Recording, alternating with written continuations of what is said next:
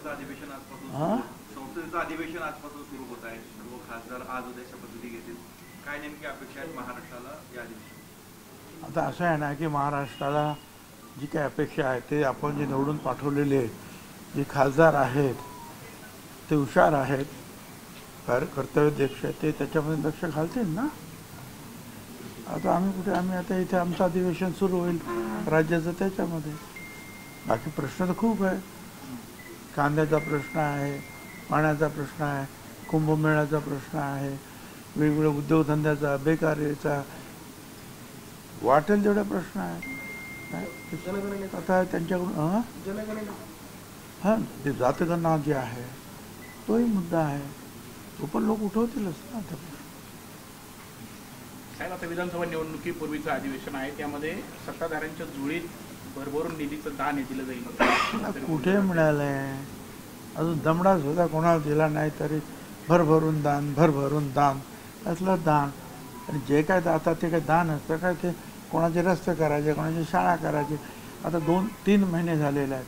ते 2 महिने त्या इलेक्शनचे निवडणुकीचे आणि हे शिक्षक निवडणूक 3-4 महिने झालेले आहेत. सगळं वर्क ऑर्डर काम सगळं बंद आहे म्हणजे विशेषतः 2 महिन्याचं काम बंद आहे, 2-2.5 महिन्याचं अख्ख्या महाराष्ट्रात. आणि आमचं जे आहे जिथे शिक्षक आणि पदवीधारक निवडणुका आहे तिथे तर 3-3.5 महिने काम बंद आहे. तर आता तीच कामं कशी मार्गी लावायची त्यासाठी आम्ही सगळेच प्रयत्न करणार. विधानसभा निवडणुकीपूर्वी कुठेतरी खुश करण्याचा प्रयत्न केला जाईल का सत्ताधारी? काय करायचं आहे? विधानसभा निवडणुकीपूर्वीचं अधिवेशन आहे, सत्ताधारी आमदारांना खुश करण्याचा प्रयत्न केला? नाही, आम्ही सत्ताधारी आमदारांना काय खुश करण्याचा प्रयत्न, जनतेला काय पाहिजे आहे, सर्व घटकांना काय पाहिजे आहे, ते कसे खुश होतील हा मुद्दा आहे. आमदारांना काय खुश करायचं आहे? त्यांना खुश केलं की आमदार खुश होतात. धनगर आरक्षणाचा मुद्दा पुन्हा एकदा चर्चेत आलेला आहे. धनगर आरक्षणाचा मुद्दा चर्चेत आलेला आहे. मात्र धनगर आरक्षणावर आतापर्यंत बोलणारे जे नेते होते भाजपच्या एकूणच संबंधातले, ते या संदर्भात आता बोलताना दिसत नाही असं मला काही माहीत नाही आहे. तो विषय माझ्याकडे नाही. कोण बोलत नाही, कोण बोलत होतं मला काय माहिती आहे. पण ओबीसीचं आरक्षण आज ते ओबीसीमध्ये आहे, ते ओबीसीचं आरक्षण वाचवण्यासाठी आम्ही सगळे एकत्रित आहोत आणि ते आम्ही लढतो आहोत. आणि बाकीच्या काही मागण्या आणखी सुद्धा आहेत, त्याची लढाई ती चालू राहील. मुस्लिमांना देखील ओबीसीमधनं आरक्षण द्यावं अशी हे बघा, मुस्लिमांना ओबीसीत आरक्षण द्या अशी मागणी कोणी केली?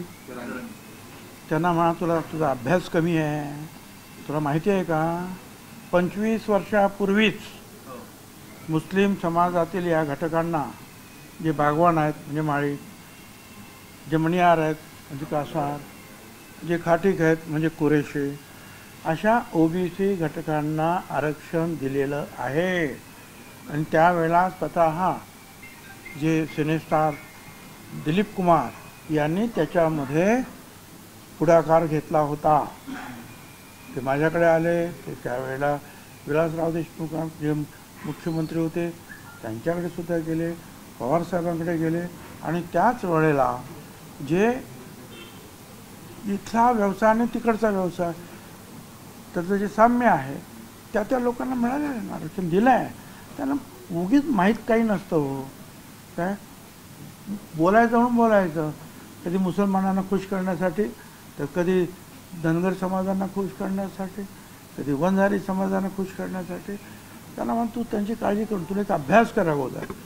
आणि त्यासाठी जे आहे तुम्हाला कल्पना नाही, शब्बीर अन्सारी नावाचे जालन्यातलेच एक मुसलमान समाजाचे पुढारी, त्यावेळेला सुद्धा वाद निर्माण झाला की आमच्या मुसलमानांमध्ये जाती नाहीत, अमुक नाहीत, तमुक नाही. त्यावेळेला त्या शब्बीर अन्सारी यांना मुसलमान समाजातून सुद्धा विरोध झाला. पण त्या विचारांनी तास सोडले नाही, जिल्ह्यात गेले, गावागावात गेले आणि त्याच्यामध्ये यश मिळवलेलं आहे. आता सुद्धा ते आमच्या स्टेजवर नेहमी असतात. नाही, पण मुस्लिम आणि ब्राह्मणांच्या नवीन नोंदी ज्या सापडत आहेत त्यांना पण द्यावा असं. कुठल्या नवीन नोंदी काय नवीन नोंदी सापडत आहेत? काय जे ओबीसीच्या समकक्ष आहेत, तो कुठल्याही धर्मात असो काय त्याला आरक्षण मिळत आहे. विधानसभेला भाजप त्याला 155 आम्ही विरोध कधीच केला ना, उलट आम्ही दिलंय त्यांना आरक्षण. विधानसभेला भाजप 155 जागा लढण्याच्या तयारीत आहेत. कुठेतरी आता जास्त जागा वाटतायत का, धाकधूक वाढली तर? मला काय तुम्ही सांगता म्हणून मला तर काय, मी वाचलं नाही ते किती लढतायत नाही काय लढतात काय. आता एवढ्या आतल्या गोटाची माहिती तुमच्याकडे असतात, माझ्याकडे नाही. मंत्रिमंडळाच्या विस्ताराच्या संदर्भामध्ये चर्चा होती, काही त्याबाबतची चर्चा होती, परंतु तो मुख्यमंत्र्यांचा अधिकार आहे, त्याच्यात ते निर्णय घेतील. तुम्हाला काही खातं अपडेट करून मिळण्याची अपेक्षा? काही कुठलंही खातं अपडेट करण्याची सुद्धा अपेक्षा नाही, कसलीच अपेक्षा नाही. माझं काम जे आहे त्या मतदारसंघाच्या लोकांचे प्रश्न सोडवायचे, त्याच्यासाठी आपण बघितलं आता कितीतरी मीटिंग झाल्या. आणि दुसरं म्हणजे की जे आहे जो बाकीचा जो आमचा जो आयडियॉलॉजी आमची जी आहे फुले शाहू आंबेडकरांची छत्रपतींची, त्यानुसार सगळ्यांना समान न्याय देण्याचा प्रश्न कसा काय सुटेल त्यात काम करायचं. बाकी आता कसले अपडेट करताना खात्या आपली कसलं काय करणार. अधिवेशनाच्या आधी मंत्रिमंडळाचा विस्तार होईल अशी शक्यता व्यक्त होते. मी सांगितलं आता की मुख्यमंत्र्यांनी ठरवायचं आहे आणि मुख्यमंत्री त्या 2 उपमुख्यमंत्र्यांना घेऊन बसतील आणि करायचं असेल तर ते करतील. एम्पिरिकल डाटा भाजपला दिला नाही म्हणून ओबीसीचं आरक्षण रद्द झालं, ह्या आरोपावर तुम्ही ठाम आहात? राजकीय आरक्षण भाजपने एम्पिरिकल डाटा दिला नाही म्हणजे त्यावेळेला तो जो एम्पिरिकल डाटा जो काही गोळा केला गेला त्यावेळेला जेटली साहेबांनी सांगितलं की ओबीसी समाजाला मदत करण्याची आवश्यकता आहे आणि हे आरक्षण केवळ राजकारणासाठी नाही मागत नव्हतो आम्ही. जी लढाई अगोदर 91 पासून समता परिषदेची मागणी आहे, 2010ला सुप्रीम कोर्ट आणि त्याच्यानंतर समीर भुजबळ खासदार आणि खासदार त्यावेळेचे आमचे गोपीनाथराव मुंडे त्यांनी प्रयत्न करून तो ठराव आणला. 100 लोक उभे राहिले संसदेमध्ये आणि ती जी काही माहिती गोळा झाली ती 2016 साली त्या मोदी सरकारच्या हातात गेली. पण पुढे त्याची स्क्रुटिनी जी काही सुरू राहिली त्याच्यातून त्यांनी एवढंच सांगितलं की अडचणी खूप आहेत, त्यांना मदत करायला पाहिजे. परंतु ती जे काय पुढे आकडेवारी काही अजून ती जाहीर झालेली नाही. आमचं म्हणणं असं आहे की आता परत पुन्हा एकदा कायदेशीर येते आणि ती जी झाली होती ते काम जे झालं होतं ते ग्रामीण भागातलं काम ग्रामविकास खात्यातर्फे, शहर विभागातलं काम नगर विकास खात्यातर्फे अशा रीतीने ती माहिती गोळा झाली. आता आमचं म्हणणं काय पहिल्यापासूनचं ते सेन्सस कमिशनकडून ती माहिती गोळा केली गेली पाहिजे. ज्यावेळेला दशवार्षिक जातगणना होते त्यावेळेला त्याच्यात फरक असा आहे की सेन्सस कमिशनतर्फे ज्या वेळेला माहिती गोळा होते त्यावेळेला चुकीची माहिती जर कोणी जर दिली आणि ते सिद्ध झालं तर त्याला सजा आहे, कायदेशीर त्याला बांधबंदिस्ती आहे की बरोबर काय ते खरं सांगा. तर आमचं म्हणणं आजही तेच आहे की ही जी काय तुम्ही आता दशवार्षिक अजून रखडलेली आहे त्याच्यामध्ये जातगणना करा, ही आमची मागणी आहे. आणि काल तर परवाच्या दिवशी देवेंद्र फडणवीस म्हणजे अगोदर बावनकुळे यांनी सुद्धा BJPचं जाहीर केलं की आम्हाला जातगणना करा. देवेंद्र फडणवीस यांनी मिटिंगमध्ये जातगणना करा. काँग्रेसला मध्ये जातगणना करा. आमच्या तर मॅनिफेस्टोमध्ये होतं अजित पवार राष्ट्रवादीच्या जातगणना करा. तर सगळ्यांचं जे आहे तर मान्यता आहे. आता बघू काय होतं. शिक्षक मतदारसंघामध्ये नथ पैठणी पुन्हा आलेली आहे, वाटप केलं जाते शिक्षकांना, मोठ्या प्रमाणात आरोप होत आहेत शिक्षकांना. मी वर्तमानपत्रातून ते वाचलं. मागच्या वेळेला पैठणी म्हणजे 200 रुपये 400 रुपयाच्या पैठणी कुठून तरी आणल्या होत्या काय. म्हणजे एक तर ते घेणं चुकीचं आहे आणि घेतल्यानंतर ते सगळ्यांना दाखवत होते की काय हालत होते. ते एक दिवससुद्धा कोणी ते वापरू शकले नाही. फसवेगिरी आहे. त्या फसवेगिरीला कोणीही बळी पडता कामा नये आणि विशेषतः शिक्षक वर्ग असेल त्याच्याकडून या अशा बातम्या येताच कामा नाही की कोणीतरी जे आहे काहीतरी वाटतो आहे, कोणीतरी ते घेतो आहे आणि त्याच्यावर मतदान करतो. शिक्षकांकडून तरी सुद्धा जे आहे ते अपेक्षा सामान्य लोक आमच्यासारखे पण करत नाही. कारण त्यांना आपण गुरुवर्य म्हणतो आहे, त्यांनी जे काही करायचं मतदान ते सद विवेक बुद्धीला ठेवून योग्य उमेदवाराला करावं. तुमच्या पक्षाचा उमेदवार या आहे निवडणुकीच्या रिंगणात आमचा. आहे, त्याला माघारीसाठी मुख्यमंत्र्यांनी प्रयत्न केले मात्र माघार हा, झाली. ठीक आहे. आता असं आहे ना, आमच्या पक्षाच्या जे अध्यक्ष आहेत ते जोपर्यंत त्यांनी सांगितलेलं नाही तोपर्यंत त्यांनी माघार घेतलेली नाही आणि ते कामाला लागलेले आहेत. सध्या ते एकटे पडलेले आहेत, महायुतीची साथ त्यांना मिळत नाही. अजितदादा नाराज आहेत अशी एक चर्चा आहे. महेंद्र जीएसटीच्या भाऊ. बैठकीत पण नव्हते काय? अजित पवार. काय झालं? अजितदादा जीएसटीच्या बैठकीला नाही आहेत, ते नाराज असल्याची सध्या चर्चा आहे. मला काय माहिती, मला काय तसं काय दिसलेलं नाही. सर्व नाही, मिटिंग महायुतीमध्ये पक्षाच्या मुद्द्याने महायुतीमध्ये आपण महेंद्र महायुतीमध्ये भावसार- मुद्दा हाती घेणार का? महेंद्र भावसार एकटे पडलेले आहेत, त्यांना नाही ना, आम्ही सगळे बरोबर आहे, तुम्ही काही काळजी करू नका. हां, चला पुढे. पंकजा मुंडे आणि आपण धनगर आरक्षणाचा मुद्दा हाती घेणार का? मग ते तुम्ही असं सांगा, कोणी सांगितलं करू ना आम्हाला. काय असं आहे की प्रश्न विचारताना जे आहे ना, काहीतरी त्याला रिलेव्हन्स असेल तर विचारा. तुम्हाला मी इथे येतो बोलतो, मग काही मला विचारत राहिला, कोणी हा प्रश्न विचारला का तुम्हाला कोणी विचारलं का? हे काय पंकजाताई, आम्ही सगळे आज आमचं ओबीसीचं आहे तेच चाललेलं आहे, ते वाचवण्यासाठी मग ते लक्ष्मणराव हाके असतील, धनंजय मुंडे, पंकजाताई मुंडे असतील, आम्ही सगळे जे आहेत एकत्रित आहोत. बाकी प्रत्येक त्या घटकाची सुद्धा काही वेगवेगळ्या मागण्या आहेत, त्या मागण्या त्यांच्या पद्धतीने ते लढत राहणार. आम्ही सुद्धा त्यांच्या मागे उभे राहणार. कोर्ट कचेऱ्यातून त्या कशा पुढे जातील ते बघू. धन्यवाद. राष्ट्रवादी काँग्रेस साहेब, 18व्या संसदेचं अधिवेशन आजपासून हां? संसदेचं अधिवेशन आजपासून सुरू होत आहे. सर्व खासदार आज उद्या शपथविधी घेतील. काय नेमकी अपेक्षा आहेत महाराष्ट्राला या अधिवेशनात? आता असं आहे ना की महाराष्ट्राला जी काही अपेक्षा आहे ते आपण जे निवडून पाठवलेले जे खासदार आहेत ते हुशार आहेत, कर्तव्यदक्ष आहेत, ते त्याच्यामध्ये लक्ष घालतील ना. आता आम्ही आता इथे आमचं अधिवेशन सुरू होईल राज्याचं, त्याच्यामध्ये बाकी प्रश्न तर खूप आहे. कांद्याचा प्रश्न आहे, पाण्याचा प्रश्न आहे, कुंभमेळ्याचा प्रश्न आहे, वेगवेगळ्या उद्योगधंद्याचा, बेकारीचा, वाटेल तेवढा प्रश्न आहे. आता त्यांच्याकडून हां, ते जातगणना जे आहे तोही मुद्दा आहे, तो पण लोक उठवतीलच ना. आता साहेब, आता विधानसभा निवडणुकीपूर्वीचं अधिवेशन आहे, त्यामध्ये सत्ताधाऱ्यांच्या जुळीत भरभरून निधीचं दान हे दिलं जाईल. कुठे मिळालंय? अजून दमडा सुद्धा कोणाला दिला नाही तरी भरभरून दान असलं दान. आणि जे काय आता ते काय दान असतं काय, ते कोणाचे रस्ते करायचे, कोणाची शाळा करायची. आता 2-3 महिने झालेले आहेत. हे 2 महिने त्या इलेक्शनचे निवडणुकीचे आणि हे शिक्षक निवडणूक 3-4 महिने झालेले आहेत. सगळं वर्क ऑर्डर काम सगळं बंद आहे म्हणजे विशेषतः 2 महिन्याचं काम बंद आहे, 2-2.5 महिन्याचं अख्ख्या महाराष्ट्रात. आणि आमचं जे आहे जिथे जिथे शिक्षक आणि पदवीधारक निवडणुका आहे तिथे तर 3-3.5 महिने काम बंद आहे.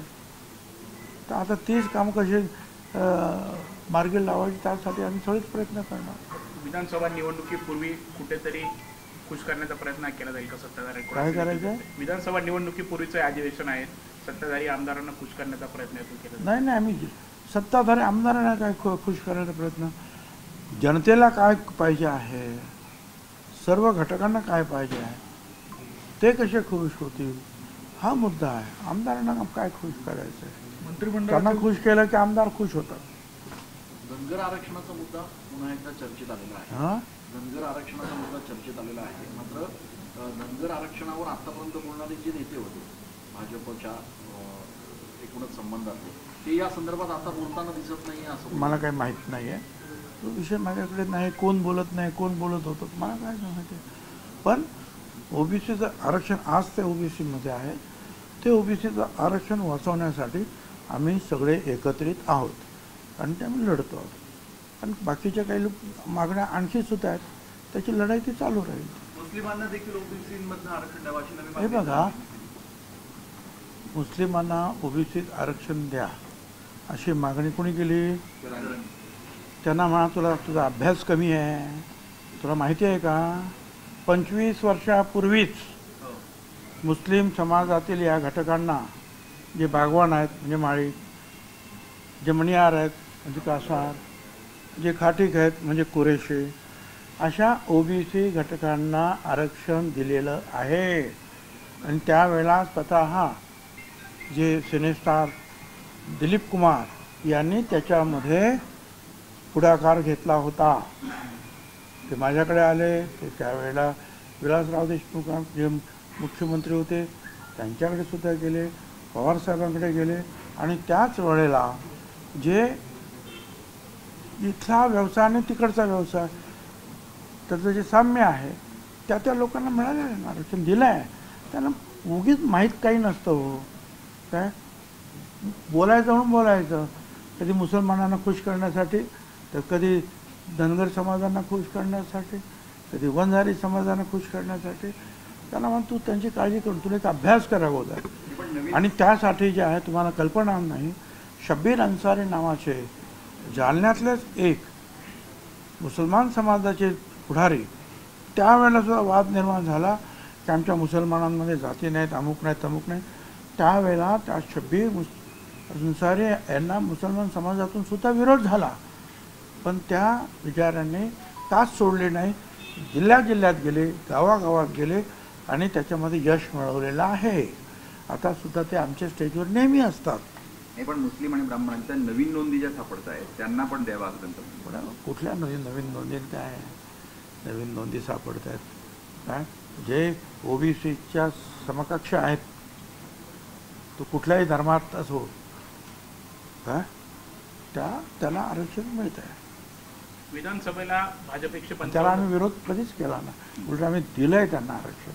विधानसभेला भाजप 155 जागा लढण्याच्या तयारीत आहेत. कुठेतरी आता जास्त जागा वाटत का धाकधूक वाढली?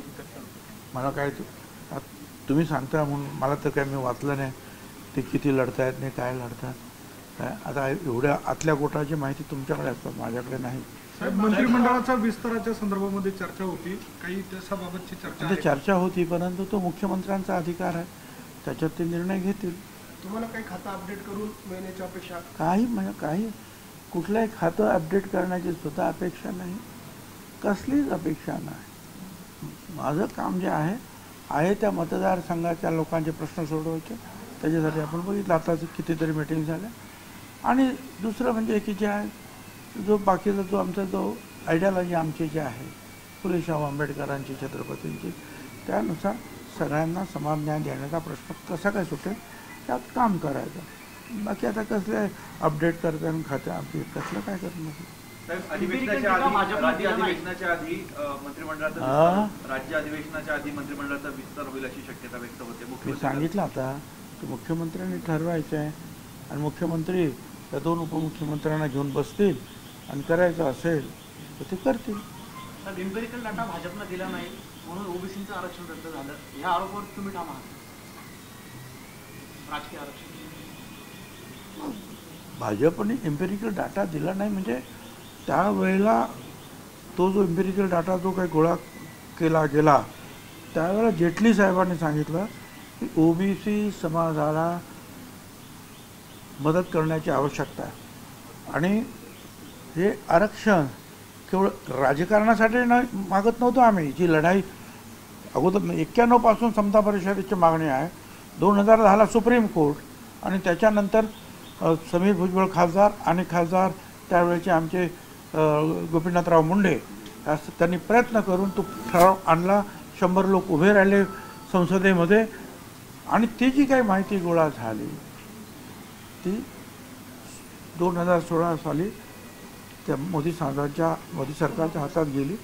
पण पुढे त्याची स्क्रुटिनी जी काही सुरू राहिली त्याच्यातून त्यांनी एवढंच सांगितलं की अडचणी खूप आहेत, त्यांना मदत करायला पाहिजे. परंतु ती जे काय पुढे आकडेवारी काही अजून ती जाहीर झालेली नाही. आमचं म्हणणं असं आहे की आता परत पुन्हा एकदा कायदेशीर येते आणि ती जी झाली होती ते काम जे झालं होतं ते ग्रामीण भागातलं काम ग्रामविकास खात्यातर्फे, शहर विभागातलं काम नगर विकास खात्यातर्फे अशा रीतीने ती माहिती गोळा झाली.